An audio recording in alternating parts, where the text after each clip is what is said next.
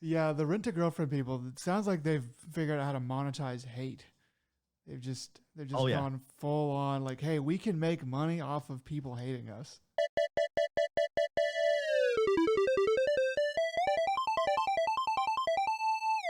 Hello and welcome to another Dead Pixel. We're a podcast about video games, anime, entertainment, life, a little bit of everything in between. I'm your host as always, Joe, and with me, the gentleman who's ready for the August fires. Nick, how you doing, Nick? Um, I'm good. So yeah, so yeah, the fires, it's a strange sort of celebration. The This is not related to the Fire Festival with a Y. That is so infamous. This is a much older tradition. I was first introduced to it in my second year in college. Um, and it's a little thing where we go out as a group into a dry forest, and some people have matches and some people have fire extinguishers, and you know where the game the festival is not over until only half of us are remaining.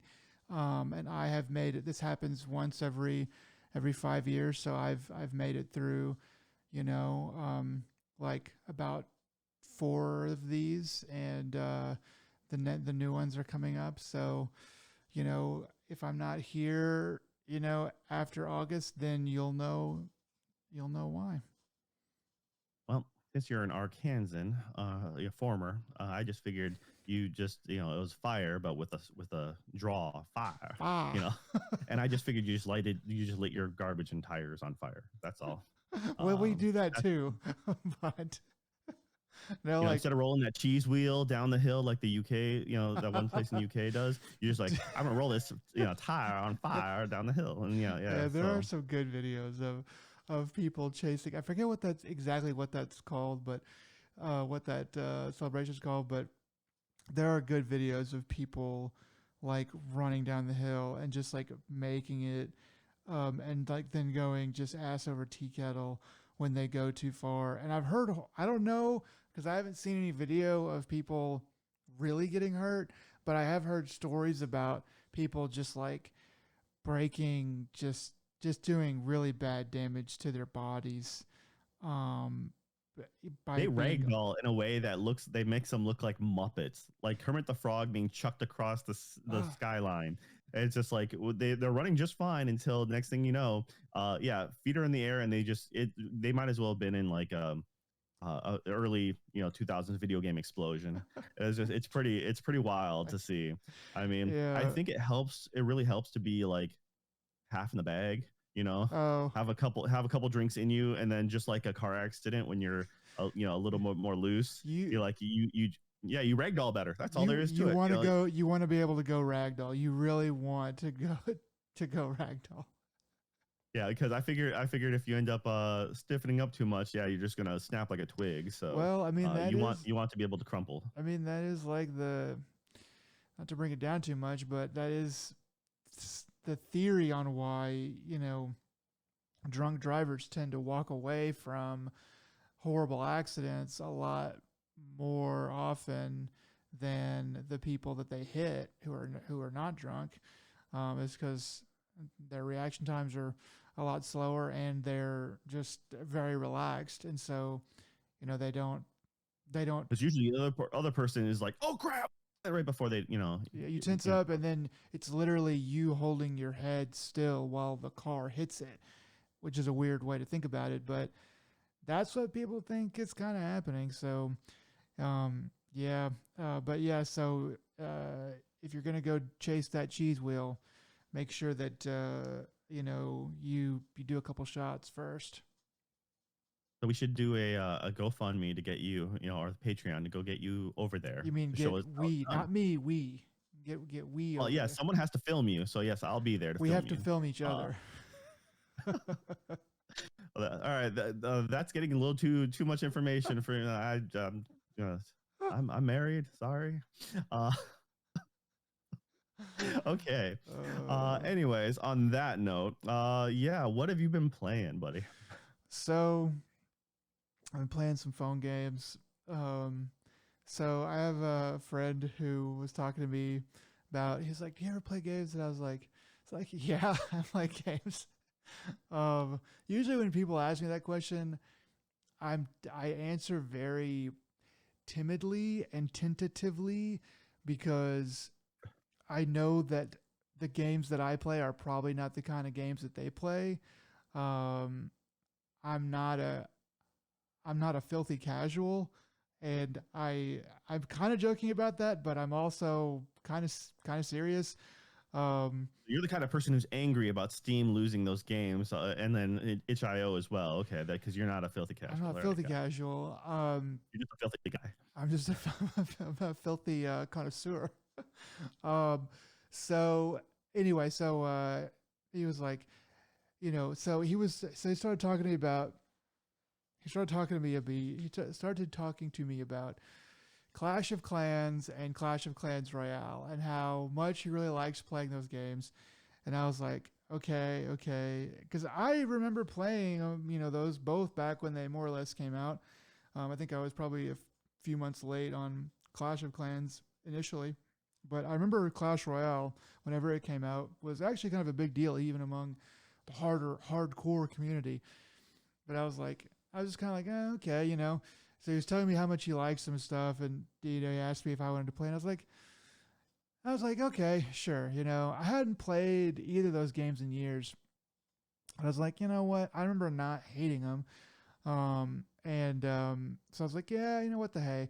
So I downloaded both of those again and started playing. I thought he was talking about Clash of Clans first, and I was like, okay, that's kind of that's older, but So I downloaded that one. I played that one for about a week, and I told him, and he was like, "No, dude, I meant Clash Royale." And I was like, "I know that you said Clash of Clans." He's like, "I play Clash of Clans too, but mostly Clash Royale, man. That's where it's at." And so I switched over from Clans to Royale, and we're playing that a bit more. But um, those games are, I mean, I'm kind of starting over on them, but they are really well made. They are really smart. I think Clash of Clans back then and still now is too much of a slot machine. It's too much of a it makes you wait too much. There's like things like, well, I could have fun, but you don't want me to, so I guess I'll go do something else. Right. So I think it's a bit antiquated in the way that they make that game. Like modern games now are like, okay, you can't do what you really want to do because we're going to charge you money for that. But we're going to keep you here doing other stuff for free. And that will actually make you spend more money. So anyway, I was surprised a little bit because I kind of thought Clash of Clans would be more different than it is, and it's still good. But I just thought that there would be like more of a revamp or something like that. Sort of similar with Clash Royale. It's pretty much the way that I remember it. I'm sure they've added stuff. I'm sure the ladder is much higher than it used to be, but pretty much still the same.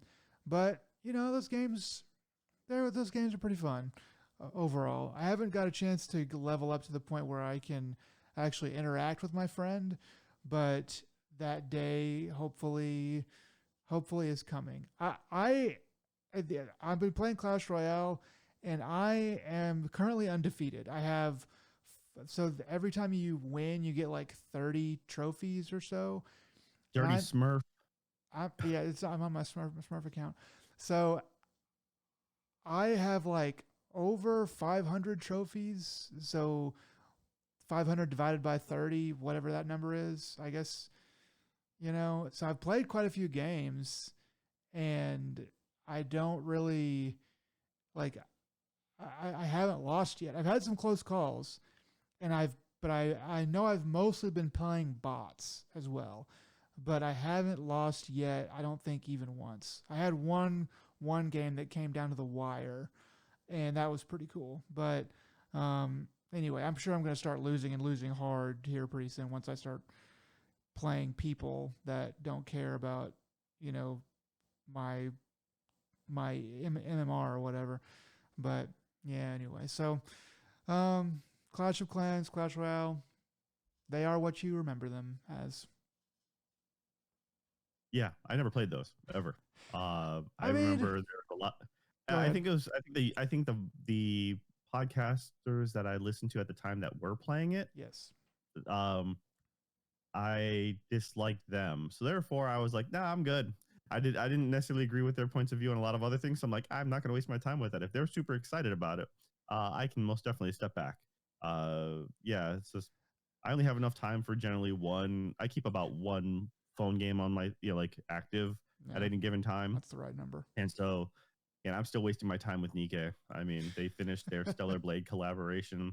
They brought back their Nier Automata collaboration, and every time I play this, like I think I'm mostly in it now at this point as a juxtaposition to my buddy who plays it and pays into it.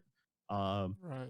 and it's just mostly because I'm like, I'm pretty sure they have scammed the algorithm to like an impressive degree. Mm-hmm. Like my buddy will put enough money into it from time to time, for an outfit or something like that. It's like $20 an outfit or something like that from here and there, and or whatever, like good bundle pack for whatever materials or some crap. Yeah. I have not put a single cent in it, and it shows because I'm pretty sure they're like, well, this person is a sometimes donor, so we are going to give them better drop rates. Yeah. And then I'm like, you get like pity tickets for you need 200 pity tickets. So you need like 200 polls before you can use that to cash out to buy something of kind of what you want. Um, and that's exactly how I've gotten like a lot of the event cast. Like, I have saved up my pity tickets for far too long, and at one point, my other buddy's like, yeah, no, I just got I just did a 10 poll and bam, I got the new thing. And I'm like, f you, mate. I hate you so much.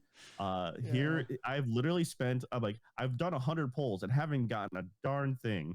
And like I haven't, like, for a while, for their standard characters. You get your standard characters, and then they end up they'll, once the event's over, they'll rotate them into the normal grab bag of draw people. But like when it's a special event, like I hadn't gotten a special event, like a rare character, like a limited character. I'm like, all right, I haven't gotten pulled a natural limited rare character for a very long time. I've always had to use my pity tickets to buy said character. Yeah. uh and so yeah, it wasn't until just recently I think I finally got 2B, but then Mm. A2, I had to use my tickets to buy that one, and I'm like, that's rubbish. They've scammed that, like, But once again, I haven't put a single cent into it. So it's more like, it's like it's more of a study of like how they reward those secretly in the background for who pay into it. I mean, there's probably a certain it may not ever be like where you're breaking the system, but there probably is like a sweet spot for how much money you put in and how often you put it in and in what quantity when you do put it in that you put it in that will get you the best drop rates and the best things when you like when you do get drops.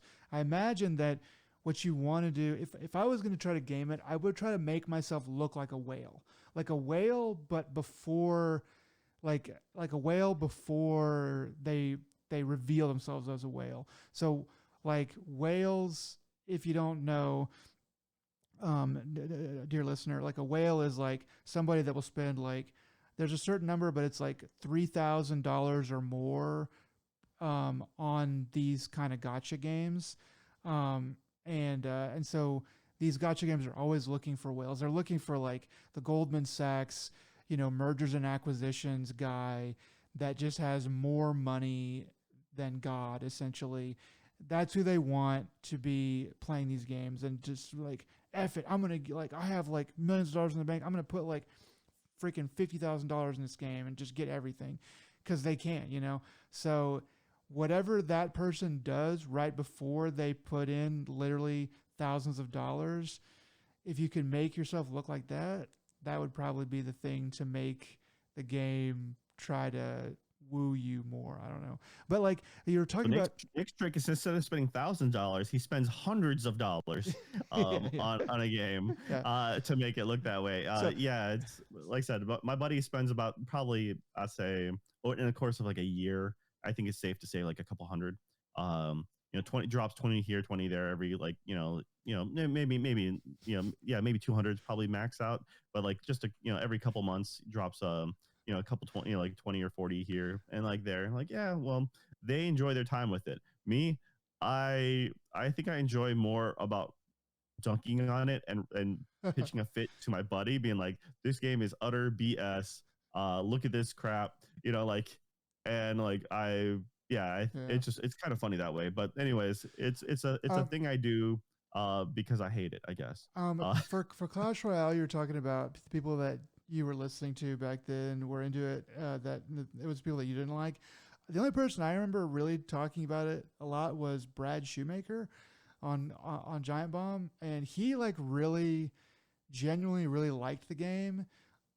From what I remember, he liked it a lot. The only thing about it that he didn't like was sort of the normal online slash gotcha game trappings of like, hey, pay us money to have like this, and the other like on the online stuff being like where people were just just crappy, just like emote spamming and just like jerks, Um, and but besides that, like that's all I remember. Like really kind of, I don't want to say championing the game, but being like, man, I really like this game a lot. Though I guess a lot of those other guys probably did too. The I'm trying to remember Giant Bomb. Like I just remember the only thing I really remember about Giant Bomb and mobile gaming was uh Jeff Gerstmann doing a lot of idle games. Like He did, yeah. hands away from game, not anime idle games. Uh, I D I L mean, E, not IDOL. I mean, if they combined the two, I can see Gerstmann getting behind that, but secretly, like closeting that one. Yeah. Anyways, no, for me though, my biggest time sink this last week was uh, a, a, a friend of mine and I we finally finished Split Fiction. Uh, we have a history of playing all their games. We hate finished. It It Takes takes two. Two. The game of the year Um, that from game that of the year. year. The pretentious, um, Oh, piece of crap. I will say it. It is that game is nowhere near game of the year. That game is just utter dog trash. No, it's not. It's a fun two-player experience, but it is way too long. The story, uh, It Takes Two is like the story is is essentially as deep as a puddle. But I mean, so long as it's 2 inches deep and you're face down, you can still drown in it. you So I can think still drown in it. um, yeah, I mean I think that's exactly what it is. I mean, so anyways, for those who really liked It Takes Two, Split Fiction is god tier then in that respect. It's not. It's still just okay. I mean, it's the gameplay though is awesome. The visuals and some of the stuff like that, like the gimmicks as they were, like the certain things they do, is a lot of fun. Though by the time we got to not going to spoil it or nothing like that, but by the time we got toward the end, my buddy was kind of yelling at the screen to like just finish this thing already. He's like, "Why isn't this?" I'm like, It's coming and apart. well, because I ended up I joked beforehand because like towards the very end, I'm like, okay, part one of like 17 coming at you, and about part five in, not even kidding. He's like, why isn't this ending? Like, this needs to be finished. Like, and yeah, it's just I'm like, this is really neat stuff. I kind of wish they did it like beforehand, and their pacing seems to be really off. So this The is Split story Fiction. is So the pacing is so off. It's Split Fiction. okay. Towards the end, they kind of try to ramp it up, but they kind of fail on like they fail on making it they think it's more epic than it actually is. Mm, But for those who once again thought It Takes Two was like game of the year, yeah. uh, they're just gonna cream their jeans when they find out like how, like this story and ending. Um, I think that Split Fiction gameplay and overall story, like overall substance is far better, but you can tell they have a way better budget too. Um, it's just like it's fun to see how they've evolved over time from um, Brother Tale Two Sons to A Way Out. Then It Takes Two to Split Fiction. As the studio has grown, they've gotten better, more polished. Um, but yeah, this like I said, it's the actual story itself, the actual thread of the main story and stuff like that. It's just I mentioned this before. It was kind of nonsensical. It's pretty dumb, and in my opinion, which I'm usually wrong, but whatever. It's just Finally, he says it. well, it's when your whole goal is to the crux of your story is giant tech CEO, is trying to make a computer system that can auto generate stories, and your way of doing that is to take from thousands of stories from the current batch of I think 6 or 8 unpublished authors. Um, that is how you're going to make your AI algorithm to make an infinite amount of stories. I'm like, that seems really dumb. I'm like, instead of taking stories that already exist, no, we're going to copy their brain and hit all their like untapped stories, and then it's going to make and create things from scratch. Well, why does it have to be like? I don't know. They're.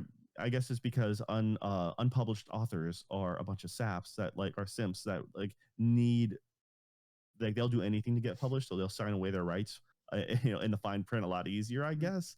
But it's just, I don't know. It's like we know the genius is there. We also just know that they don't have the willpower to bring it out of themselves. So we're going to pay them for that genius that they aren't using anyway. I guess. Yeah, I guess. Anyway, like it's and their emotional ride throughout the whole thing, and it's just like it's nothing special. It's just like, all right, I think I had more fun with it because my friend and I kind of have the same mentality as the two characters we played. One and so it's funny because but the character I picked, which is Mio, uh, she's the more cynical one. But it's funny enough because all her outfits are way better. All her thing just Mm. just looking, I'm like, no, my outfit's better. I don't know why I'm in your story and I still look better, but I like my character still looks better. Like we just made it a fashion souls competition, or like my power is Even better. though you Like, had nothing to do with that, but all right, go well, it's ahead. just like my characters when Mio's in, I forget the other character's name. I seriously like it was. This is how I feel about this story.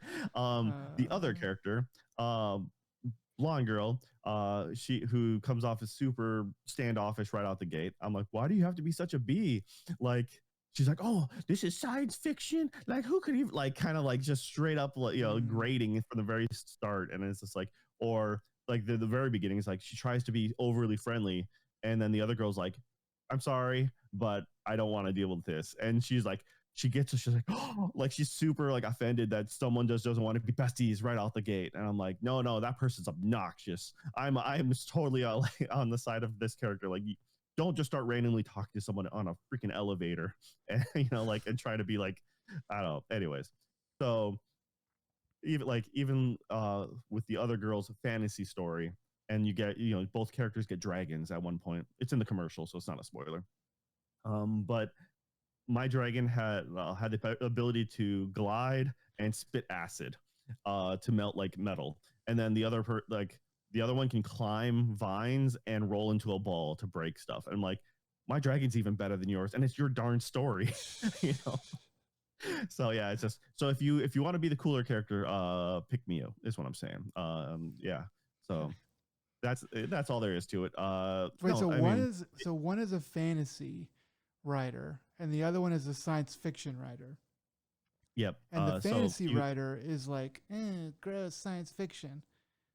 Is that right? the pretty much the now granted there is it isn't until like halfway through does the science fiction author start to be more annoyed. Like, she kind of makes a one liner about like in the beginning about fantasy, but like you don't get dragons until a bit way through the thing for you're playing different story segments, so it's not like one continuous science fiction adventure. You're playing a bunch of different science fiction adventures, and you're playing a different bunch of different flavors of high fantasy. So not everything has dragons, and it's they copy it like one segment. I mentioned this before. The fantasy author seems to copy a lot of Ubisoft stuff, and they make Okay. references to stuff like that. Because I think you do a leap of faith, and like you jump it from a high point tower to a hay bale. There's a Prince of Persia reference, Mm, stuff like that. I'm like, so the fantasy author, all she can do is copy Ubisoft. That's not a great look. Um, yeah. so yeah. Anyways, it's she's very much sparkles and sunshine and rainbows and everything's. We should all be friends. We all need to talk about our feelings and it's just like I'm like I can't stand you, girl. So it's fun because my friend is also very much the optimist, and so like And you I are so we not that. played into we played into our characters pretty well. Okay. So Well, that's that once again sounds fun. this game is fun with the right people. And if you and I ever get around to playing it, which you probably should, because I mean, at the rate, it's probably, like people are going to get on their knees to make this game of the year again, I bet. Maybe they won't because Mm, the last game got game of the year, but it's still going to be highly rated because I believe that this game is better, all around than um, It Takes Two. So Split Fiction, like I said, it's a fun game to play. It's better to play with friends, someone that you can talk trash with, or like debate and stuff. There's a key point where at one point the characters, uh, the fantasy writer jumps in midair, and the science fiction writer, they have to reach out their hand to grab each other, and so it's like um, it's at that given moment, it lets you both hold R2 to grab each other's hand, or at least press R2. I don't know. I never pressed it because slow motion, them diving at each other, trying to hold hands, and I'm like, I just straight out went, nah, dog. And I told my buddy, I'm like, not gonna happen. And they just laughed because I'm like, no, I'm gonna let you fall. I'm gonna see what happens. And then it became a scripted event where like they still managed and whatever. I'm kind of curious. Even if we did it, would we have missed? Because I think it's meant to show you the next ability, next a skill she has, and so mm. she's supposed to do this thing. I'm like, but we don't know because I literally didn't touch that button at all. I just let him fall, and then later on, towards the end, they like you have to do it. I'm like, all right, this is part of the gimmick. You have to do this thing. I'm like, okay, I'm gonna hit it just so we can finish this game because we need to finish this game. Um, yeah, so I don't Yeah, know. I there's don't know. I think if I didn't do it the last time, we would have, or like, there's yeah, there's I a would have phrase I'm trying to failed. think of, or I have thought of, but I don't want to get canceled. But that is just the phrase that is coming into my mind right now. It's just, yeah. Who's Uh, letting my friend hang and drop to their death? I'm like, yeah, no. I was like, it's just a game. You'll respawn, and we'll be no, all like, oh wait, we succeeded anyways. I'm like, that's a shame, right. But You're like, look, dude, I'm trying to save our friendship here. yeah, I mean, like I said, it's at least it's not opposed to It Takes Two. At least it's not telling us that love will conquer everything and fix everything, because that's literally what that stupid book said in It Takes Two, and like that is rubbish, and that is obviously someone who's never understood the concept of like how a real relationship works, um, Yeah, because like what fixes a relationship is communication, and that's what makes for a proper like relationship, whether like any kind, is communication, not the power of love will fucking fix your stuff. So that's why I super hate It Takes Two. I hate it so much. um but Split Fiction, worth your time, worth playing. Not as long as it seemed. It's just that last bit drags on just a little bit, and it was just funny to watch my friend freak out because at that point we were so close to the end, and it was late at night. We're like, we just want to finish this, but knowing the way they do it, they unnecessarily pad it out, and it because the way they do their sequencing, it took away a lot of the drama. You're taking away the drama for the making the moment tense and more just making it a spectacle. okay. And for that, so it's just a step shy from making it like a cutscene. being like, hey, check out all this cool stuff, because it's bombarding you with a bunch of cool stuff. Mind you, it was like, wow, this is actually kind of neat, and I like the way they're doing it, and like it's visually it's good, but at the same time they're just little snippets, little bite-sized bits, and you're like, oh, all right. It's because it's so small, it doesn't, you can't really appreciate it too much. And yeah, but once again, I think, like I said, anyone who likes It Takes Two, or just their franchise in general, the whole series of games, the company, this is the next thing, and it's probably their best work yet. So I did enjoy my time with it. I didn't think I wasted my time, and I had a good time with it as a whole. So story's a little dumb, but hey, the gameplay and visual, like everything else, is super solid.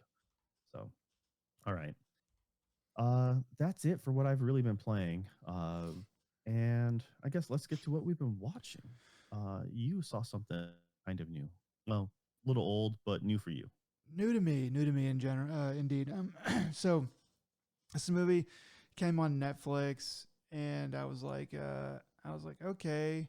And it said, hey, we think you'll like this. I think it said, we think you'll really like this. Saw something about it. It said, so and so said it was a good movie. I was like, okay. So I was kind of bored one night and decided to watch this movie that was on Netflix. Came out in 2022, a little movie called Barbarian. This is a horror movie, and I would recommend that anybody that has an inkling of watching this, don't look it up. Don't look it up. Don't Google it. Don't start looking around at different rating systems and stuff like that. I will say that the common rating systems are really good to quite good, to still pretty good. So just take that if you're gonna watch it and you haven't already. And the reason I say that is because this movie, I feel like watching it blind the way that I did, just not knowing anything about it, was the best move. Like in hindsight, I was like, man, I'm really glad I didn't know anything about that going in. And yeah, so it's hard to think of how to really talk about this movie with all that being said, because I don't want to actually give anything away about it. Um, but what I can say is that it that the pieces in this movie fit together very well. The setting, the characters, what they do, what they are supposed to do, what they want to do, what they decide to do, it fits together properly, I think. There's some twists and turns and stuff like that, so it's like, okay, then it's a good horror movie. Um, and it is a properly built movie. I think that it is a really it's just a really well, like, okay, there's this, and then and you think that it's this, and then we're gonna show you a different angle, and we're gonna show you a little bit more, and it kind of just goes on and on that way. And so it was really good. I was thoroughly entertained.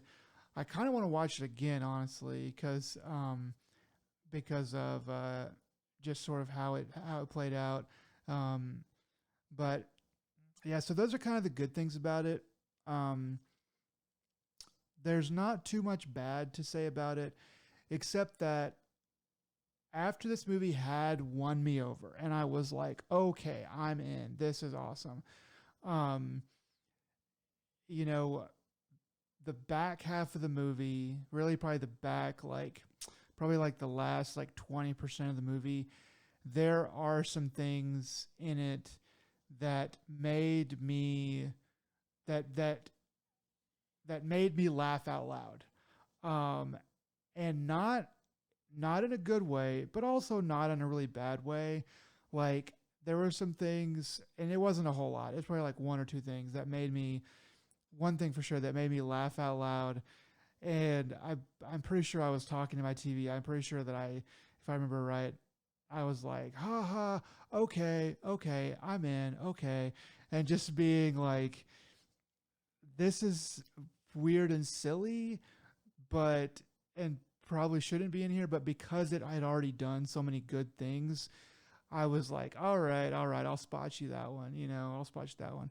Um, which I think might be on purpose, maybe, because there's some stuff toward the end where now that I'm thinking about it, I'm like, I wonder if they meant to do it that way, and it was just sort of whatever, man.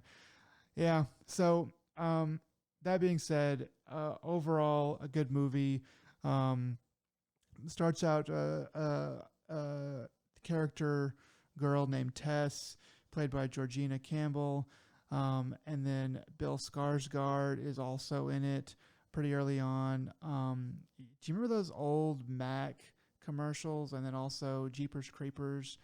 The actor who was in that, Justin Long, he is also in this. Um, and a couple other actors and stuff that you might know or not or whatever. But yeah, so um, I definitely recommend it. Go watch Barbarian. Was that the kid that ruined Die Hard? Yes, he is. Yes, Fire Sale. Okay. Yeah, Yeah. Okay. yeah. Yeah. It's we're just He gonna ruined Die Hard. lay Die Hard because what was it? Die Hard 3 was not No, it bad, was right? four. No, it was four. Yeah, Die Hard 3 is arguably, you know, second best, maybe first best, depending on who you talk to and when they saw it. Okay. Yeah, Well, I know anyway, it's fighting words, but no, it's anyway. No, Die Hard 4, Live Free or Die Hard. Yeah, that's the one I'm pretty sure. And then they put the nail in the coffin with the last Die Hard, number 5, which I don't even remember the name of it. I no remember one leaving the does. theater I forgot. legitimately angry. I thought that Live Free or Die Hard was the last one, but now that you say that there was another one, I'm like, oh yeah, there was a commercial that I just rolled my eyes at. But yeah, this is the guy that ruined Die Hard, um, and yeah, he's in this movie, and that's all I'm gonna say. That's all I'm gonna say. So yeah, go watch Barbarian. Just rip the headphones out of your ear and go watch it right now.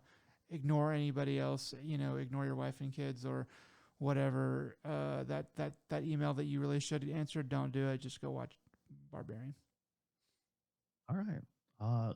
Glowing review from Nick there. All right. Yeah. So on the anime front, I got to correct something I mentioned last time, or not. Well, a couple weeks now ago. I meant to mention it last week, but we got sidetracked. Yeah.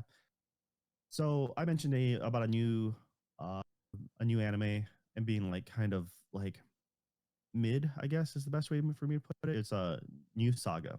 New Saga. It's this was a fantasy world. I forgot to the point of I had forgotten when I think I talked about it that I didn't even mention it was like an isekai. But anyways, it just took itself very serious and it was trying to be very epic. Um, so a rundown real quick. If I'm guy dies in the real world, gets sucked into no, that's it. He didn't die in the real isekai. Or this, no, I'm sorry. This is not a normal isekai. It's a reincarnation story. My bad. So he dies on the battlefield, defeats the Demon King. All his friends are dead, but he wins essentially. But then he gets sucked back in time to before everything happens. So then it's his second chance story. So not knowing that everything he knows with future events, he's trying to level up himself before everything goes to crap. Yeah, it was by episode 2 that I realized, like half episode 2 that I realized, wait a minute, I know this story. I stopped reading you like 2 years ago. I made it. I actually really liked it, and I made it really far, but it was just the updates, So I just kind of it just fell by the wayside. And I think what happened was I think I did an Apple update on my old tablet, my like, Oh, and you lost the and tab. yeah, my 100 or so tabs were gone because I'm one of those kind of people. Uh, Sick. yeah, so I completely forgot about it, to be honest. And the art style is just different enough. Like some of the characters and stuff, they're you know going from sketchy manga to polished anime characters. I'm like, I actually like their characters in the manga better. But anyways, I was like, oh wait, I know this, and I really like this story.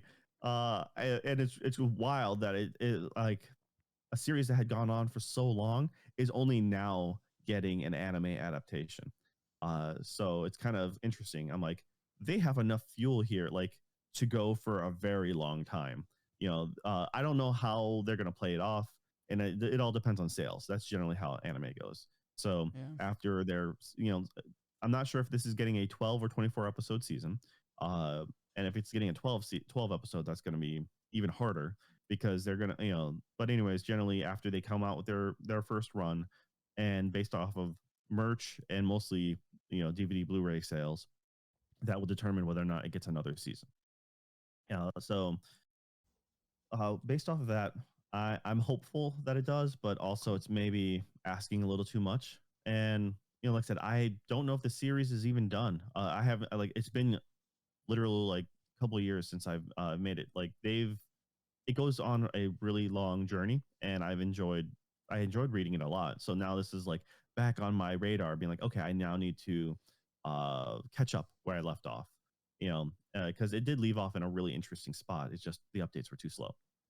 And so knowing more about this, it's just kind of funny to see this anime essentially is just about a guy trying to game his future, um, because he remembers all the hardships he went through, and he's like, okay, well, I know all the major key events that are happening.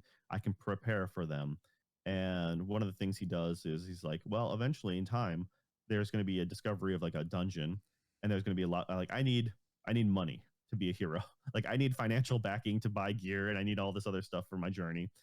He goes, we discover uh, this dungeon later on, and he goes, yeah, I'm just going to break it. And I'm just going to, instead of going through the dungeon and setting off the traps and fighting the enemies, I'm literally just going to dig a hole from the outside, going into the treasure chamber and break through the back way. And that's what they do. And unless, like, I remember that being like one of the interesting bits, being like, okay, so he's willing to play dirty or to cheat. But he's like, yeah, well, this is for like to save all my friends, essentially. But no, it's a good story. I am recommending it. Like I said, I came off on a very lukewarm before, but now I've also actually seen the first 3 or 4 episodes now. At this point, and I'm like, okay, it's been animated well. It's the story is being told, and the voice acting is decent. So I recommend going ahead and giving New Saga a chance. Okay. Uh, a new one that is only a couple episodes in is called Let's Go Karaoke, and I'm still kind of like on the fence about this. I'm like, okay, you had me at Let's Go Karaoke because it's a very Japanese title. Sounds fun. Yeah. And I've had enough drunken Japanese friends who literally would say that exact statement at a uh like a noribang, or not or doing nomi hodai. I'm sorry, uh noribang being Korean for karaoke room. So yeah, but doing a all you can drink, all you can eat like party, and then everyone like them speaking English, being like, "Let's go karaoke." I'm like, okay, and so just having that title hit me. I'm like, all right, I gotta watch this and see what it's about. It's a so if I remember correctly, it's about a middle school kid who is in like a choir who is they just ranked like second in a major contest. Um, and he feels that someone from the audience was glaring at him, but he's currently going through puberty, so therefore his voice is changing, and he's having a rough time with it. Uh, so it turns out the person who has been staring at him goes to solicit him for advice or to help train them for to sing better. And it turns out they're a yakuza member, and they are pleading with them to because they have a big party coming up, and they do not want to be tattooed by their boss as a punishment game. Uh, Mm. so yeah, it's a stupid premise, but it's pretty funny. The guy is pretty much just harassing this middle schooler, being like, "Hey, come on, let's go!" Like, and so the kid goes because he gets a free meal out of it. Essentially, he gets to order what he wants from the karaoke booth, and he just kind of listens to the dude sing and critiques him. It's nothing. It's still early on, so I can't quite say if it's really worth the watch. Um, yeah, it's just different. That's for sure. And yeah, that's I'll touch back base on it later. But if you want to see something silly or like a little lighthearted, then I would say this is it so far. Who knows? Maybe by episode 4 it gets super grim and dark. I don't know, because the main kid is going through. He's a middle schooler, so he's going through an emo phase right now. He's very standoffish. And he's having his own. He's going to have his own mental crisis because he's like, he's not necessarily enjoying singing. Uh, so yeah, it depends on how they handle that. Might be the determining factor of whether or not it's really worth a watch. And who knows? Maybe either it's going to be like it could be really good, or I could just be wasting my time.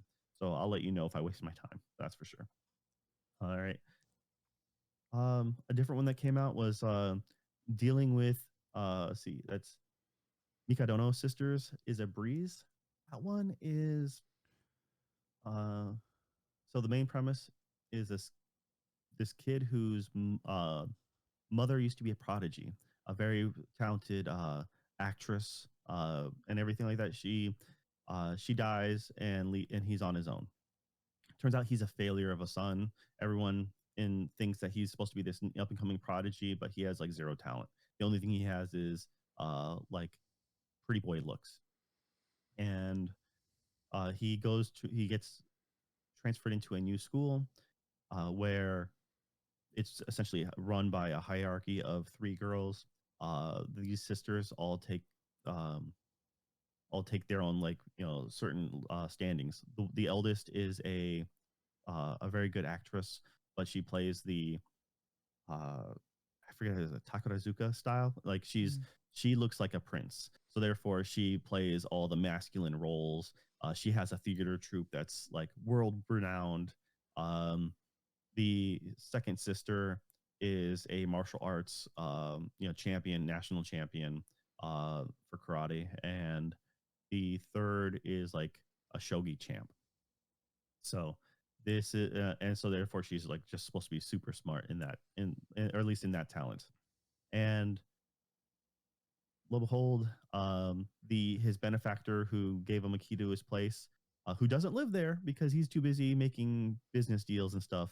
Um, Turns out that that house, like, that's his family, and those are his daughters. So of course, gets to live with these 3 girls who all think he's just trash because he has no real talent. All his academic scores, all his his physical, everything is just mediocre, and they are raised by by their father to be exceptional, and Mm. that is all they strive for. And then he's just hell bent on making this group of people into his new family. That is this boy's mo. He is it was like his mother's kind of like one of his final saying, talks with his mom. Her favorite role she ever played was just a mediocre show about her being a mother. It's a housewife. She was just a housewife, and they had like fun dinner scenes or meal scenes. So he's like, I'm going to cook for these girls, and I'm going to make them uh, be a happy family. Thanks, through mealtime essentially. So it's one of those things that's like, yeah, this is it's weird because the art style, like, he is very much effeminate, like character. Mm. And they ham it up. Like, usually it's not really that noticeable, but certain scenes when he's delivering a line or something like that, he hams them up. And the whole, like, concept of, like, handling these girls at like a breeze essentially is anytime he gets super close to them, or anytime he tries extra hard, uh they play the anime girl equivalent of like, I've never been close to a boy, so therefore they insta blush. um Uh-huh. and they give him a chance because he tries really hard at what he does, and because of his earnesty and hardworking nature, this is the kind of person, and like, all right, this is straight up just mediocre level of anime. But it's it may be for some, and it's one of those things that, like, it could have more in, like, more in depth detail. Like, there's like 3 episodes out now. um it's interesting, the father's characteristics. He eventually does visit them, and he just pretty much says, hey, if you don't get any results, I'm kicking you out on your I'm kicking you out of the house, to the boy. And so it's a interesting dynamic, but at the same time, it's just like, yeah, I would say maybe avoid this one. There's a lot of good anime this season, and maybe this one is one to avoid. Okay. uh, uh, there's a lot of season twos this year. Uh, one of which is which was I was surprised it got a second season. Reborn as a vending machine. I now wander the dungeon. Season two. So the Isekai vending machine anime. Uh, the weirdest part about this one is they changed voice actors. For Uh, the main person? yeah, yeah, for Boxo, the vending machine, they Of changed course. voice actors, and I'm not Wow, really okay. sure why. I didn't really look too much into it, but it's very noticeable. Mm. They also gave him much more of a personality, which take or leave. It's still overall just as entertaining as season one was. So if you like season one, then you'll like season two. For anyone who doesn't know this, is literally guy gets killed trying to save a vending machine that falls off the back of a truck, and he goes off a cliff with the said vending machine. And then he's reincarnated into a fantasy world, into a dungeon, like layered dungeon, and he is a stuck vending machine that slowly evolves over time. Uh, Usually, mostly using the currency he gets that people pay for his products. He evolves, so he like powers up, levels up somehow. Does he get like better snacks or something? Yeah, he actually changes from, he can change his products. He can go from essentially he can go from he's originally like a drinks vending machine to a snack. He can change into snacks. He can change into a candy like claw game. Eventually, the term vending machine becomes very broad, and he like admits to that. It's like the loophole of I can now do anything so long it's vending machine adjacent. Um, Okay. there, like his latest incarnation was a giant like Japan's giant the like ice machine. Like it's a giant multi-story, like 5-story ice machine that drops ice into fishing vessels. For Wow. like when you go out to catch tuna and stuff like that. So he classifies himself as that at one point. Um, he gets some other abilities like telekinesis. So one of his offensive combat abilities is to change into a candy machine, get Mentos, and then change back into a soda machine and throw them into Cokes and make Coke bombs. Essentially, Mm. it's stupid, but it's kind of it's an entertaining show. It's what it's like I said. Nothing nothing deep about this show at all, but it is still just entertaining, and it's fun to have in the background. This is dubbed in, this is getting English dub as well. So, yeah, I'm having a good time with it. But once again, it's most definitely just nothing to take too serious. The So I don't know. This is a weird one. This next one, cultural exchange with a game center girl. So this is I've been watching this one. I started watching this one in English, and then I started watching it in Japanese because it's an interesting one. The concept is a girl goes up to um, ends up going to our game center arcade to get a special limited edition plushie character from a Crane game, and then she apparently has god tier amount of money because she's there for 3 hours trying to win this claw game. And anyone who's ever been to Japan knows that the minimum price for a claw game, very very minimum, would be at least $1. Uh, Mm. so even if you had a $20 bill, you'd burn through that pretty quick. Yeah. Um, but anyways, this guy notices her in the beginning, and after 3 hours, his shift ends, and then realizes she's still there trying to win this thing. And in order to help her from not being into tears, he instantly uh, wins it for her. This plushie, and it's called Cruel Koala. It's essentially a koala that has an angry like eyebrow line. And so he wins it, tries to give it to her, and realizes he's probably looking like a creeper because she's like an elementary school girl. I think she's maybe middle school. And he's a college student. Mm. So yeah, it's and then he's just like, oh, he's looking for an excuse to try to explain it. And the caveat is she is English.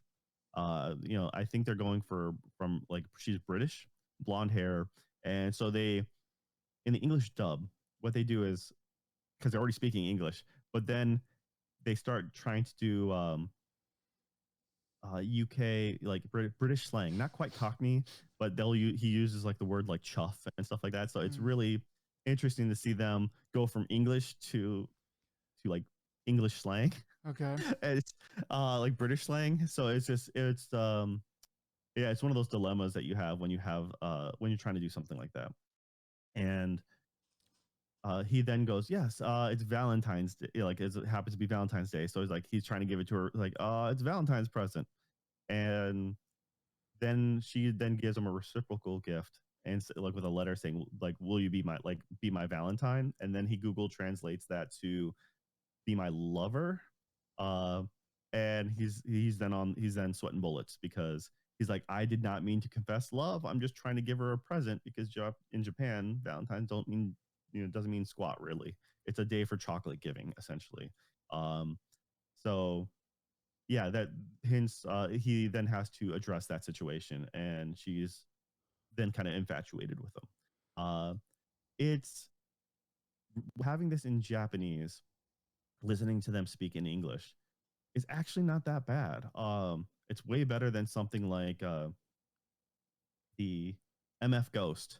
MF Ghost was just Yeah, you were. I remember you atrocious. telling me about that one. I absolutely hate when the main character who's been raised in England can't speak English. It just At all, yeah. uh At least not properly. it's cringeworthy every time that person speaks. So at least this is like, okay, it's passable English.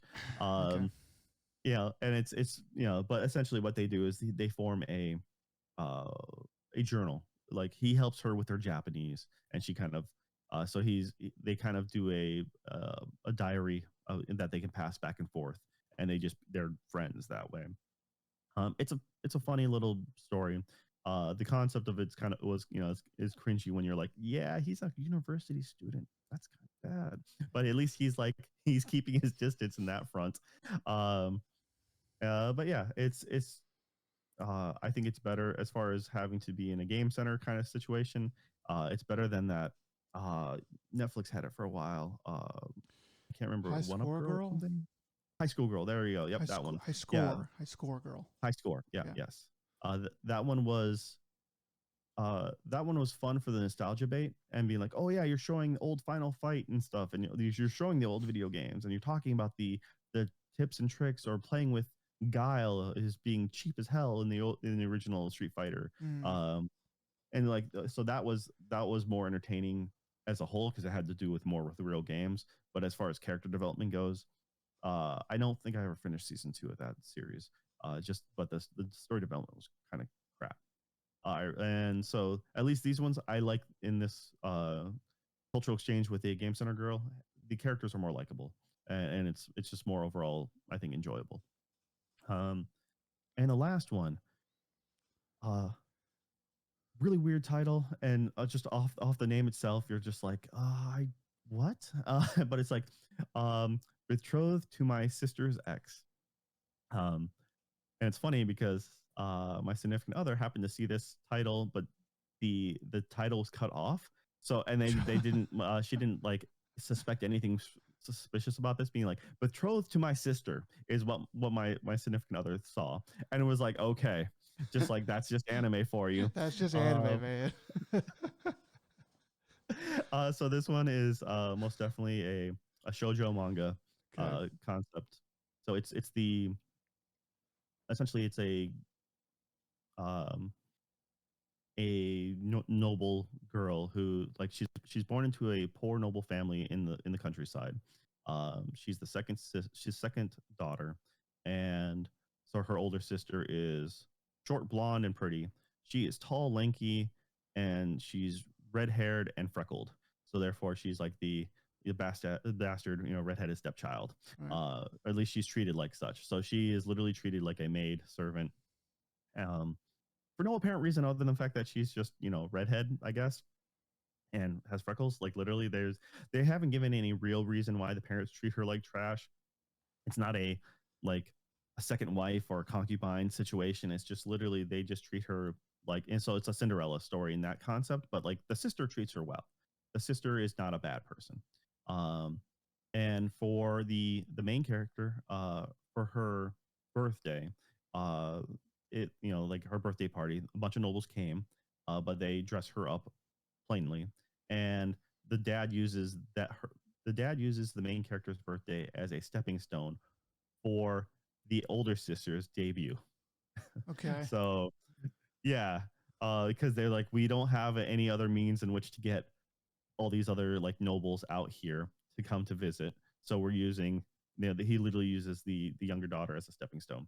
Um, while the main girl is like away from the party, she happens to meet a um, she happens to meet a noble who got lost or didn't know where the party was, and so she guides. But then she realizes he's from something like, I'd say the equivalent of uh like a Persian prince or something like that. Like he's darker skinned. He has nice gold jewelry. He's wearing like nicer silks, and she instantly recognizes where he's from.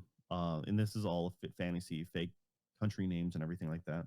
But ends up mentioning the region he's from, what he's doing, like the culture, the stories, everything. She's very fascinated and genuine. He expects her to be just like talking, superficial, I guess is the best way to put it. The heroine, you know, she's emotionally scarred by all the abuse she's got from her folks. So she ends up getting embarrassed more or less and runs away because she thinks she doesn't belong in the main guys. Like they're in two different orbits, and so she runs to avoid him. Uh, Later on, the elder sister gets an engagement letter. You find out, like you figure out faster because the character isn't from third person perspective, but it's that guy. He proposed to the elder sister. Elder sister goes to get married, and due to a storm, her carriage wrecks and she dies. So then yeah, like turns drastic real quick, and this is all pretty quickly into it. So the uh, the younger sister then is told by her dad to, you are now the replacement. We're sending you out there, and essentially, um, we can't afford to give back the the proposal gifts because we already sold them off. Oh, So okay. when and your job is to pretty much comfort him for a night, and even if he tosses you to the side, we're in the clear. Um, that is literally what the dad just told her to do. It's Okay. pretty messed up. Um, and then upon uh reaching, I think he's a duke, and upon reaching his estate, they realize who this girl is, and uh instantly are like, wait, we made a mistake. So what happened was, the this duke was like, hey, um he went to the party. He knows it's for the younger sister, and the younger sister, who's the main character, she's like, the star is inside the building, because she's referring to her older sister. And so when he saw the older sister, he's just like, oh wait, if that's the star of the show, and she's short and stuff, like, she's the younger sister. It's her birthday. She's the star, which means the older sister is the one I'm proposing to. And I think the older sister's name is Anastasia. And so he proposes to Anastasia, thinking it's the main character. Mm, And then upon hearing her death, of course, he's completely devastated. And then realizing she's alive now, he's elated. Uh, okay. but it's him. Essentially, it's him trying to win her over and trying to help her with her self-esteem, essentially, is what it is. It's a cute story. It's well animated. The quality's there, and there's like 3 episodes out right now. I think it's not a bad one. It's, once again, it's one of those things that the title kind of got me interested, because I'm like, okay, this sounds really weird. Yeah, Is it back when it like was back when it was only cut off, so you could see only the words "betrothed to my sister." well, I mean, it's just like, it's not the strangest anime I've ever seen, that's for sure. Um, but yeah, it's I was expecting it to be one of those uh cheated, betrayed, whatever, something like that, scenarios. But in this case, it's like, no, she actually got along with her sister's actually kind of a decent character. It kind of sucks that her sister died, because her sister was like, actually, like, for what little she's in it, she's actually pretty good.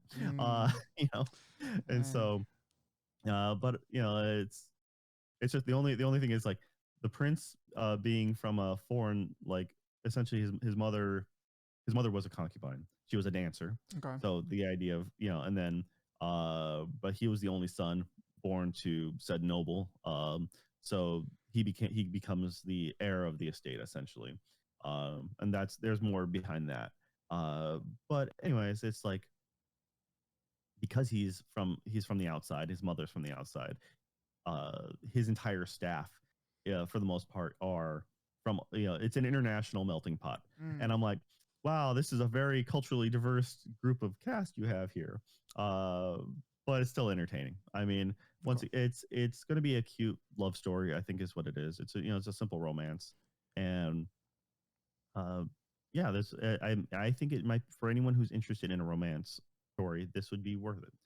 If you like shoujo manga or anything like that, it's not quite shoujo enough, but it's just a simple, it's a I'm using it as a broad term, uh, but I think this is not a bad one to watch. Yeah, and that's going to be really it for this round. I mean, I still need to. Well, there's so much second season and third season, and multiple extension seasons of anime. There's still Call the Night. There's uh, My Dress Up Darling, and then you got a lot of stuff that also probably shouldn't get sequels, but I'll talk more about that next time. Okay. So, but as far as for the most part, like most of these are at least interesting. With the exception of maybe um, dealing with Mikadono sisters is a breeze. I'm like that's your simple reverse or your simple like harem situation where like you know. So I'm like, there's so many of those. I mean, because there's season 2 of like something about cuckoo. I can't remember. It's essentially, I mean, that one is What a is messed that one up harem called? situation. Yeah. And I mean that one's still better considering the fact that you have the Rent a Girlfriend season 4 going on right now, or something like that. Like, Jesus, what's wrong? Then once again, Rent a Girlfriend still worse than if there was a title of Betrothed to My Sister. Okay, I don't know what that anime would be, but Betrothed to My Sister it'd be better than Rent a Girlfriend. Okay, I'm saying it right here, right now. um, yeah, the Rent a Girlfriend people. It sounds like they've figured out how to monetize hate. They've just Oh yeah, gone full on like, hey, we can make money off of people hating us. I'm pretty sure I know through the YouTube algorithm, the one of the shorts that popped up was talking about how the mangaka draws like even though they're married, they draw fan fiction or essentially or like the idea of like them as a person with the main girl from um their own Rent a Girlfriend anime, Okay. like them at a diner and stuff like that. So they're living vicariously through that. Like they are loving their work a little too much, and I think and then people are like because of that, like some of the fan base, according to the shorts, are like, hey, um, we're never going to have them get together because she's not his waifu. She is the mangaka's waifu. And so the mangaka's never going to give her up. So for all those people pining for some actual story progression, you're never going to get it. Oh man, that's the You know, perfect. That's the perfect. and, That's the you know perfect what? con. It could be all BS, and you know what? The sad thing is, I don't doubt it. It's still believable in the world of anime, as messed up as that is. You're like, yeah, I totally see that. So all All right. right. Well, let's get to the news. What do you got for us this week? All right, let's cut through some news here. So we had a Nintendo Direct. As we record this, it was yesterday. Um, this is the partner direct. So they had a bunch of their partner stuff come on here. It wasn't particularly long, and there wasn't a lot that I really like. I kind of flipped through it because I knew that most of it would not be stuff that I really cared about or really anybody super hardcore cared about all that much. So I just kind of listed down some of the things that I thought were either one, more important to humanity, or two, more important to me. Um, so we can go through some of those things. First thing up, which I don't think was actually the first thing announced, but it's the first thing on this list. Hyrule Warriors: Age of Imprisonment. So they're doing another Hyrule Warriors game with a lot of the new characters and stuff like that. Not really that interesting to me. This is kind of a Dynasty Warriors style game. I gotta be honest, I never really loved those. I appreciate if you out there if you did, so that's cool. But so anyway, they're making another Hyrule Warriors game. Um, Yeah, it's a Musto style game for sure. And the people seem to like the last Hyrule Warriors. yeah, And I know they came out the Fire Emblem Warriors and stuff like that, and those seem to be doing better than the actual Dynasty Warriors franchise. It seems. So all yeah. right. I, I I mean, I think that's probably because you have to have characters that you already really like and you already really know from another game that's good or whatever. It's like harder to start from scratch with like a Muso game like that. all Um, right. What else you got? Next up, Monster Hunter Stories 3 Twisted Reflection. The Monster Hunter Stories games I have not played. They do look pretty cool. They have tempted me a couple times. It looks like a really good or it looks like a pretty good phone game, though they are pretty expensive. This one I didn't really get much out of the gameplay, though that might be a foregone conclusion if you've already played these games. Um, so maybe that's why they didn't really show it very much, or maybe they're going to have a different trailer where they show more of it. But the the animations, the cutscenes look good. They're good looking. Anime style. They're nice and bright and well colored and well drawn and stuff like that. So I was like, okay, probably not going to play that, but at least it looks pretty good. Yeah, Monster Hunter Stories, I believe, kind of played on like more of the original Monster Hunter Stories was like felt more like a Pokemon game, I guess, in a way, or like Mm, it's a kid's adventure. yes. So they get a partner, as it were, and you essentially you're battling, and they made a kids anime from it as well. But this one, the main protagonist looked to be more mature. So I think they're trying to target maybe a little bit closer to the kids who played the original Monster Hunter stories, or at least stories two, maybe as they grow up. Now your character has kind of grown up, so you're more, you're sticking to the franchise that you know, um, which is a like a Monster Hunter light. It's like it's a different game in a Monster Hunter's world, essentially. So it's not quite uh, the epic that the real Monster Hunter is, but at the same time, it's still enjoyable for that group of people. Yeah. Next up, kind of the more important stuff here. Octopath Traveler Zero. So this is a prequel to Octopath Traveler. Um, it's so and so it's in that um 2.5D style. So this is something I noticed is that they started calling that HD 2D, or I think it's HD 2D or 2D HD. Yeah, I think it's HD 2D. HD 2D. And that is like that's just like a I don't like that because it's just like it's a rebranding because they don't like the term because it's kind of a derogatory term to call something 2.5D. Um, at least as far as I can tell, that is why. But with this game and another game on this list, they're calling it HD 2D, but it's in that faux 2D style that is it actually looks pretty good. It's kind of got a tilt shifted look like that, and it's nice to look at most of the time. But anyway, Octopath Traveler Zero.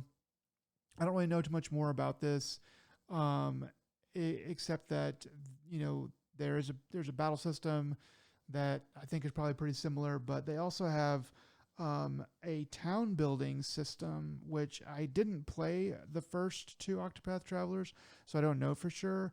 But I don't think that the town building system was in those. Um, so I haven't, I haven't touched the Octopath Traveler games because of the fact that I just know a couple people who got really into it and then went hit a wall or something like, yeah, it doesn't respect your time and it requires you to spend too much time like grinding and other stuff. So, but I was gonna just let you know that unfortunately the HD2D moniker has been around for a bit. Now it's not new to this. It's been around for at least probably a couple of years now. So So they snuck yeah, it in I and didn't tell me. Okay. it was See, it like that's yeah. it was originally, I think it was originally coined with the original Octopath Travelers. Um, Okay. because they came out with the Suikoden games, and I can't remember what I forgot what the spiritual successor of Suikoden. But I remember them using that with that game as well, and a few others. Um, so and yeah, this is, I think the Dragon Quest games were the remakes were also used the moniker as well. So it's been around for a bit. Um, and but yeah, it's also easier to say than 2.5. You know, Mm, HE2D rolls off the tongue way faster. I think they're Um, trying to trick you into liking something. That's what I think. It's fine. I some don't people care. love it, some people hate it. That's, at this point, I'm like, I think it's a good aesthetic for what it is. I prefer, not everything needs to be a 3D remake polish. I think some maybe remaking an old thing to look like this is probably the way to go. You do not need to make my Super Nintendo game into a 3D sprite character. You can actually, you might as well just taken Final Fantasy VII and made it into a nice, really well drawn sprite game. Yeah. Like, I would have been super happy with that. Demake that game. Mm. You can just fill it with a lot of gorgeous art and be done with it. But instead, you're spending decades trying to make it the most I mean, high poly thing. be So careful. Like Final Fantasy VII is a franchise now. They might do Final Fantasy VII demake, if you're not careful. yeah, they already used up their D moniker with Dirge of Cerberus. So because that was their thing, is they came out with Crisis Core like every alphabet, like for the first handful, because it was I forgot what took B, but it was Advent Children, and then it was, I forgot what was B, but then it was Crisis Core, Dirge of Cerberus, and I stopped caring after that. Yeah. They lost me at that point. But they, Yes, yeah, they might do that though. You be careful. Be careful. give it So give it yeah, give it another year where nostalgia really hits, and then rose-colored glasses come back. Yeah.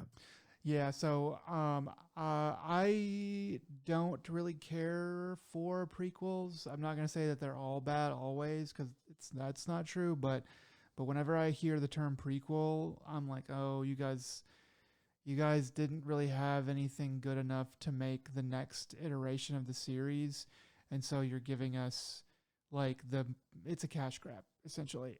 And maybe I hope this isn't. I hope it's really good and stuff like that, but I'm always very suspicious of prequels until someone or until I hear enough people and the right people say, "Hey, no, actually it's really good."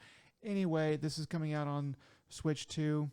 Um and then going on, something that is from the same company, which I forget the name of the company, but it's the same company, same style of game, is but a different IP, is called The Adventures of Elliot: The Millennium Tales. And it looks like Octopath Traveler. It's in that same style, but instead of like a hardcore JRPG, this is more of an action RPG.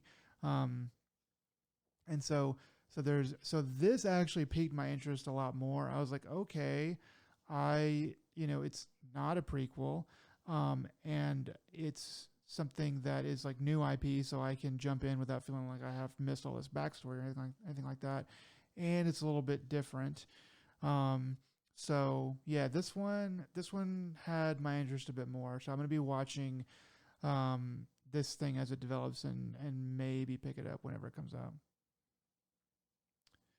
Yeah, I mean, it's the adventures of in a Nintendo franchise is Yeah, not a great name, not a great name, but everything else I know about it, I was like, okay. That's why I'm saying I'm just gonna kind of watch and see how it develops.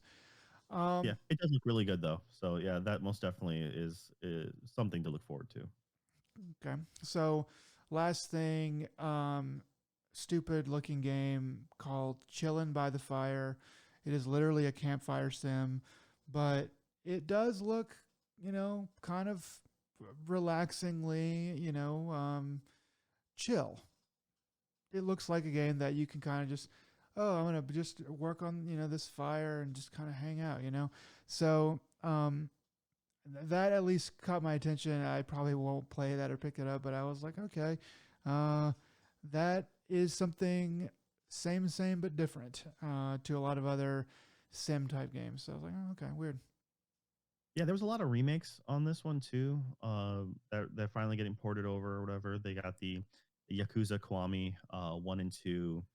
You had them porting over the Persona 3 Reloaded. Yeah, Then they talked a little bit more about the Final Fantasy Tactics coming up. Um, Plants vs Zombies Replanted. I really love Plants vs Zombies. It's yeah, actually a really good game. It's it is a really good game. fun. It has one of the dumbest, it feels like a cheating 2-player modes ever, and it's the second player is only a floating hand that can collect like sun. Maybe you can do more, I don't remember, it's just been such a long time, but I just remember when you have a player 2, you're like, they help collect your resources to throw down, and it has one of the best soundtracks. Like, it is catchy as hell. um had a really stupid ending credit song that I really love. This it's a solid game. So I think them enough time has passed where people have no clue what Plants vs Zombies is, or if the closest thing they remember is that Garden Warfare, which is like that third person Call of Duty style gameplay. Yeah. So I think playing the OG Plants vs Zombies, I'm okay with people getting into that for the first time. You heard it here first. Joe permits you to get into Plants vs Zombies. I recommend it wholeheartedly. Full Yeah, throated, full throated recommendation. get all the sun. Just beware of the zombie dolphins. That's a thing. Yeah. All right. And anything else for the news then? Yeah, plenty more. So what was suspiciously and overtly not in the Nintendo Direct was any news about Silk Song, and this is only funny because people, I don't know, I think it's kind of becoming a parody meme of itself, where people are freaking out about it, and then people are knowing that people are freaking out about it, or that they in their hearts they want to freak out about it, and so they're like goading them by saying oh, if Silk Song wasn't in it, it's so canceled. It's definitely canceled. So anyway, it's just something funny that I saw that I wanted to point out. And yeah, I think Silk Song is probably really going to come out at some point, but you know, this probably would have been the time to actually talk about it, unless knowing Nintendo, they might roll out the red carpet for it a bit and like have it have its own 20-minute, 30-minute direct that's like all by itself. That wouldn't surprise me. So they could really stretch um the just stretch out the hype as much as possible. But yeah, anyway, I just thought that was funny. Yeah. At this point, Silk Song needs to come out and uh Be the best game it ever. change like literally it literally needs to be the monolith from 2001 to all the Nintendo monkey fans out there, and the moment they touch it they literally evolve to a higher state of being, because without doing anything as anything under that is going to underwhelm the gaming audience, and they're expecting way too much from this game. uh Yes. if it's I once again, it's weird because I just don't see the reason behind all this and why people like it so much. I mean, I respect the original game for what it was, but I just could never like it as much. And so to see people just frothing at the mouth as they've been for this long, to the point where, and it has become a meme of itself, where that Deadpool VR game, like announcement last event, like they were joking about Silk Song in that. So, Yeah. uh, I kind of I kind of want. Yeah, I think you're right though. At this point, it will deserve its own individual, like half-hour bit, developer deep dive or something like that. Talk about all just glorifying all the things that it does. You can move left and right and jump and and slash. But not But right away. Not all together and not right away. yeah, for sure. Uh, DLC, just like, was that DLC Hero? So that was a stupid game too, but at least it knew what it was, and it was funny. Yeah, all right. What else you got from Nintendo?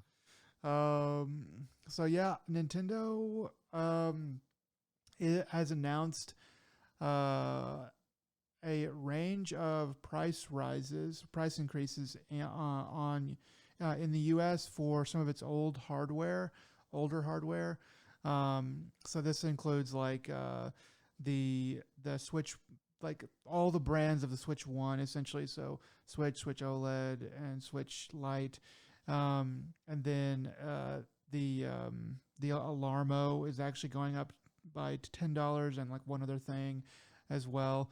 Um, and so yeah, I thought this was sort of a weird move, but it also kind of makes perfect Nintendo sense in a weird way. It's like, well, we can squeeze the people who can't afford a Switch 2 yet, who were probably going to go, oh, I'll go get a Switch 1 because it'll be cheaper. And we're just going to squeeze them for like a few more dollars. Um, so yeah, I mean, especially like the Switch is like, shouldn't you be retiring this system? Like it's odd, but basically, just to finish up with the actual news part of it, um, analysts are saying that this is almost certainly due to tariffs. Nintendo itself has not specifically stated that, but it's pretty obvious that it's due to tariffs. Um, and then Daniel Ahmad uh, of Research and Nico Partners said that he wouldn't be surprised if they raised prices on the Switch 2 sometime in the future, in the not so far future. And I'm kind of there with him. I'm kind of just waiting until they raise the prices on the Switch 2. I think it'll be probably a year or so, but I think they're going to have to raise prices there. But yeah, so long and short, Nintendo's raising prices on old hardware. Yeah, which good guy Nintendo. I mean, and if it is due to tariffs, then you would think that I honestly think Switch 2 would get hit sooner, because if Yeah. the tariffs are already affecting the Switch 1, then they're most definitely going to affect the Switch 2. They should be sunsetting the original Switch, um, and if anything, dropping the price. So what they should do is say, you know, that the price would increase due to tariffs, but we're dropping the price to make it the same or just a hair under, and at least try to play it off of them being good guys, instead of them being money grubbing garbage bags that they are. I mean, That's right. I said like there's countries, I think Brazil kind of famously it tends to have older hardware, older technology, because they have like really, I don't know if this is still true, but it used to be true, that they have like really high like import taxes and stuff like that. Things like that that cause it, um, make it so that they don't really get new games, or they're just really expensive, so they have to wait for the old stuff. So like famously, like FIFA, like FIFA will come out on really old hardware there and stuff like that, like the newer FIFAs.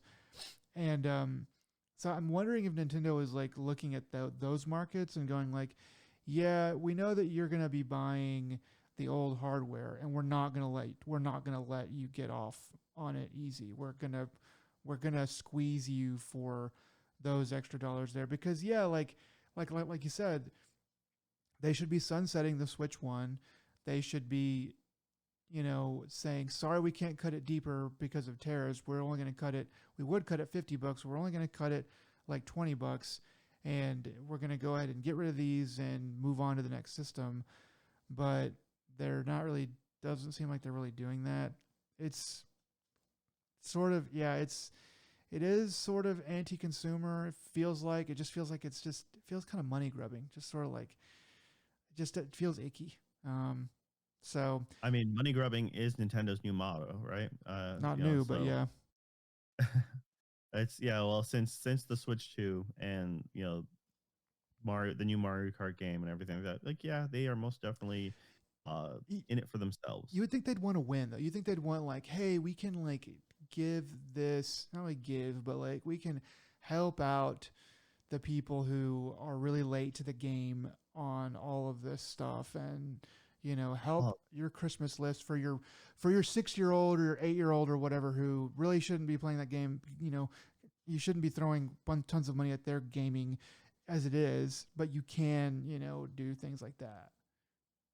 they don't have to worry about winning because they're the only ones playing their game. Mm. While other people are playing actual competitive games, they're over there in the corner, and like people will come to us and they will depend on us.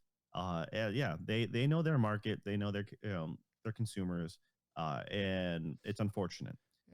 Yeah. It's well, but anyways, Nintendo will be Nintendo. Uh, maybe I don't know, maybe people start to jailbreak or like do more to their original systems, switch ones. Then Mm. I mean, knowing Nintendo, I I really they've really just left a bad taste in the overall like landscape. I just can't support them at any front. I mean, they will make their great games, and I will gladly buy them far out from now. I will buy a secondhand system or something like that, where they, like I'll do my best for them not to get their money, uh, because they don't deserve it. Yeah. Yeah. It's a They're harsh like stance for until me to they pull on. until they come out with something that I want to play on the new system. It's just I just don't. It's annoying. I'm just annoyed. And I'll be back. Like I'll buy a Switch 2 eventually, but I just like if I buy it, I won't have anything to play. It's like, well, then play Mario Kart. That's what I said. I won't have anything to play. Um, Don't worry, you still haven't finished Breath of the not Breath of the Wild, Tears of the Kingdom, and you can play that one, and it'll run better on the Switch too. There you go. oh, you're All you right. need it for. So like I said, I won't have anything to play anyway. So let's just move on. Kotaku reporting from Moore's Law is Dead is a YouTube channel who I don't even know where they got this, but they are kind of they're claiming some things about the PlayStation 6 based on documentation from AMD and Sony that came out before the year 2024. So this is kind of dated information. Um, you know, so I take it with a grain of salt, but through their sleuthing and researching, they are suggesting that the PlayStation 6 could potentially come out sometime between mid 2027 and early 2028. That would be the launch. I don't think that they're entirely crazy. I think that mid 2027 is too early. If I mean, and also like mid 27 and early 28, those are not really launch. Those are not traditional launch windows for Sony. It would be, I mean, those two time periods. Right between those two, fall 27, Christmas 27 makes some sense, but I still think Christmas 28 is the most likely because the PlayStation 5 itself is not really long in the tooth. It still runs pretty well, runs most games pretty well. So the PlayStation 5 Pro is going to last that much longer. I just, I don't know. I feel like they're fishing for clicks here. So, I mean, if you base it off of what well, so November, they come out in November. Right. PS5 and PS4 both came out in November. Um, the PS, it was 7 years apart from it was like 2013 to 2020.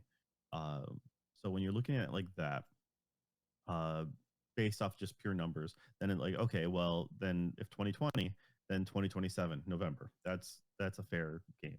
And you and I have had this discussion before, like off screen. Um, I believe that fall of 27 is probably the smart choice. Uh, it only feels that the system isn't as old as it is because of due to the pandemic and the fact that it took longer to develop some of the games. I felt like the PS5 didn't really, start really pumping out specific games that like, oh, this is next gen until like a couple years in. So the cross gen or the from PS4 PS5 generation that lasted longer than it probably would have normally.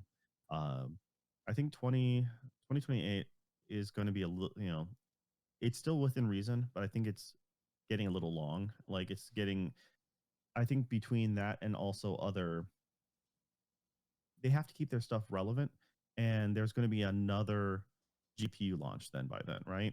Um, so if we have yet another GPU launch, how dated is this thing going to be? Um, you don't want to wait too long, because by the time you come out with something, it's already going to be way behind the PC format, and people are going to mention that right out the gate. Uh, and it also really does depend on what Microsoft does. Whatever their new thing is, they've been touting this new thing for a while. It's supposed to be the greatest generational leap ever, which is probably going to be an AI thing. Sounds like More okay. frame gen and all that stuff. Well, they should never have said that, Yeah. but they said it anyway. So therefore, they're going to be forever held to that until it comes out, and then raked over the coals when it doesn't meet the standards. But anyways, that's the thing. I don't think. I think 2027 is reasonable. People who were originally hoping for 2026, I think that's not reasonable at this point. And even right now, like I said, you mentioned it before. Like, hey, like you have the PS5 Pro that came out, and so therefore coming out with a new generation, so early or so quickly doesn't make sense. Like, yeah, it's true, but once again, I feel like the PS5 Pro was a test bed, like for their their new AI Mm, process. While the PS4 Pro was was a necessary. mandatory thing Yeah. because for 4K, because the machines weren't 4K at the time. They weren't even really like, they were still hitting a hard time doing 1080 at higher frame rate. The original PS4s were very loud Yeah. and like getting, so it was a necessary bump, and you were noticing huge differences between by the time the PS4 Pro came out. It was like, oh yeah, this game runs noticeably better. A lot of games do, uh, and more consistent compared to the OG PS4. PS5 though, on the other hand, versus PS5 Pro, yes, things do run better, but not like, it's not like things are running like crap on the Yeah. PS5. So the Pro just makes things nicer, but not necessary. Um, so I think that honestly, my money currently, if I had to bet, is going to be 2027. And this article is just kind of a fluff piece, because it's just like, well, if I give a large enough window and an estimated time, I'm probably going to be right. So it's Yeah. like saying, hey, Sony's going to come out with, like, you heard it here first. The PS7 is going to be a thing eventually. Eventually, yeah. So, Yeah. I mean, you're right. Like, if you just count up 7 years from 2020, which is typically how long, just about how long the generation lasts, then you're probably going to be pretty close to right. So you probably could have guessed this number. You probably could have guessed 27, as the PlayStation 5 launched, so it's not really that big of a stretch. I think that, I mean, as much as like as much as the pandemic made it feel makes the generation feel newer. I think it also slowed it down. I think that like, for example, like the PlayStation 3 generation lasted extra long, um, probably because of the great recession. Like, that kind of made them go, okay, well, we can't really release this right now because people just don't really have a lot of disposable income. So they made that they made that generation last longer than it probably like normally would have. That was more on the back end though. So in this case, the pandemic was on the front end of the generation. So it it may not be that way, but I just feel like if they launch in 2027, it it will not be something that I am going to feel like I need. Sort of like the Switch 2. But in this case, it'll be like for a different reason. Like Switch 2, there's just not really any games for it, which probably won't be anything for PS6 when it comes out.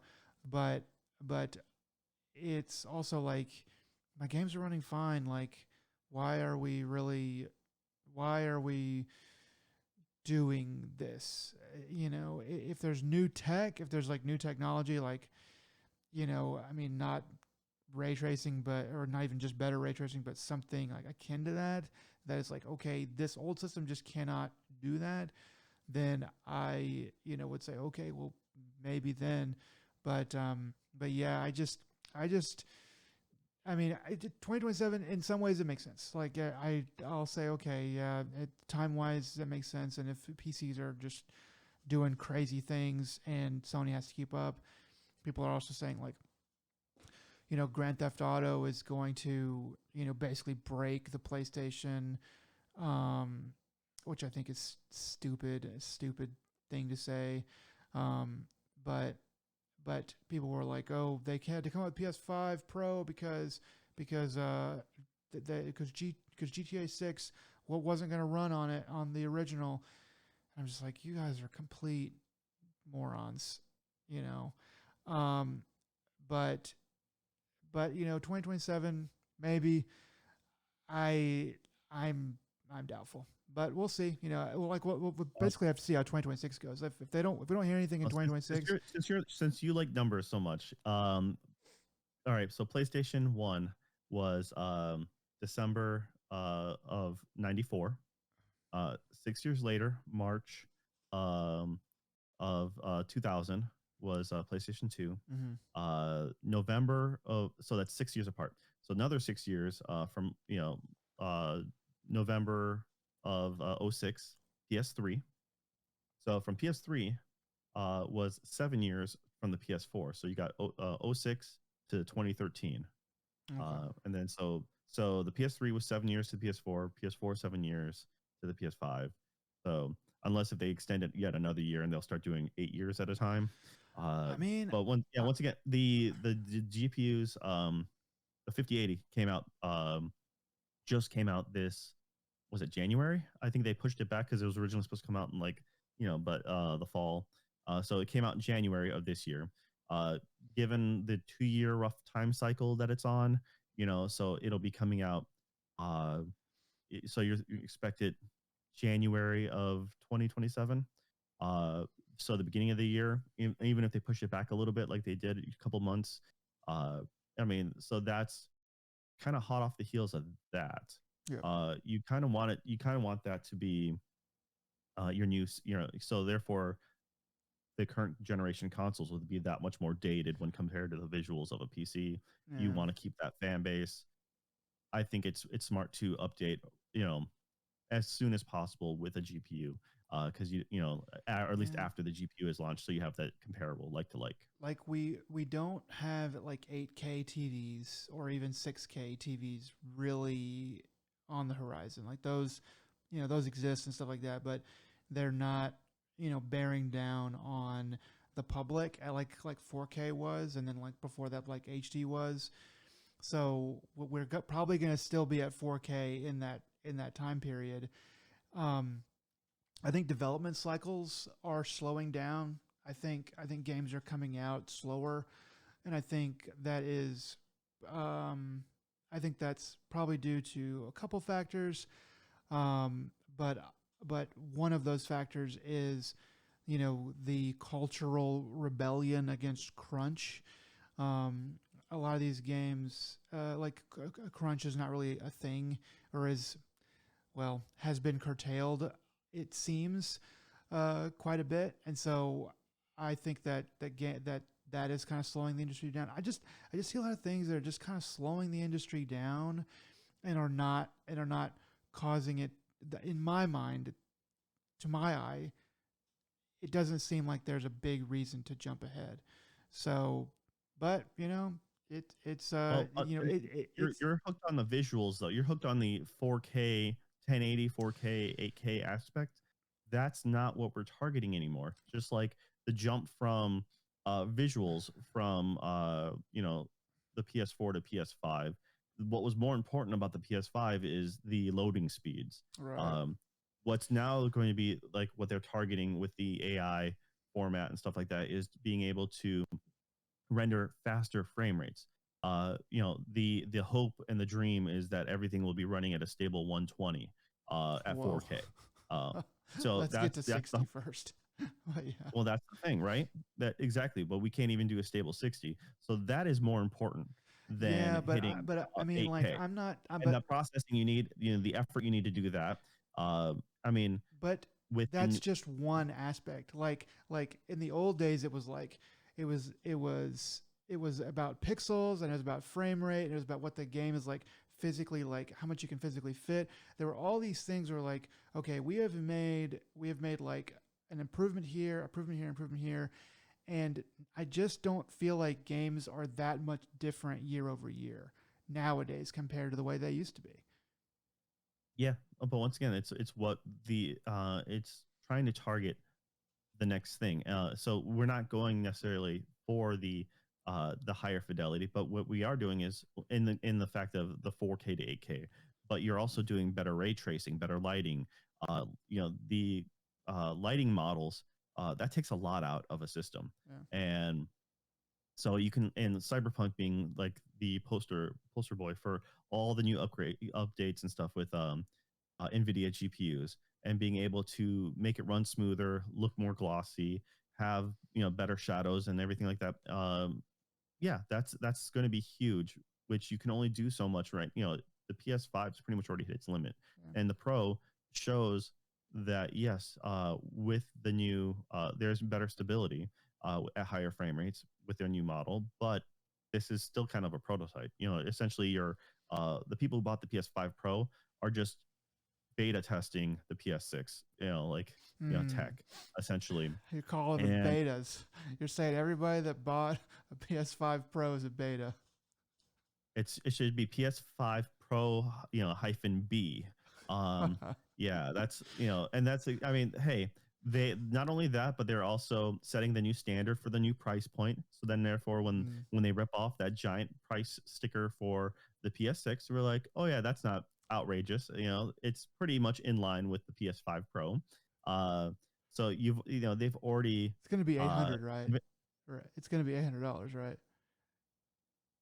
I mean, it depends on how the tariffs go, right? So So it'll be 900. that's the other that's exactly that's the other thing, right? Yeah, It really. depends on the economy at the time. I mean, so it's Just get a second job, that Joe. Just get a second yeah. job. I mean, try to go to Japan, buy it with this strong U.S. dollar, and then try to jailbreak it, because they're going to region lock it, right? So, Oh yeah. uh, to prevent you from being able to play any of those imported games. Yeah. Yeah. Anyways, I think it's going to be, like I said, it's with 20. Long story short, 2027 reasonable, 2028 not, also reasonable. It's one of those two. For this article to, we've talked way too much about a stupid article being like, hey, it's going to be within these 2 years. I'm like, you know what? I can also mathematically be like guaranteed PS7 within the 2030 decade. Okay, there you Mm. go, boom. Heard it In here. fact, I can even predict it closer, being like, it's going to be anywhere from the mid decade. Whatever that is, that's up to you to interpret. Yeah, But mid 2030s. That's PS7 right there. yeah, so it's broad. The more wide your net, the easier it is to claim. But all right, guys. Or actually, what is you have at least one more news article here, don't you? Yeah, just two little things here that I'll Okay. mention. Both these coming from IGN.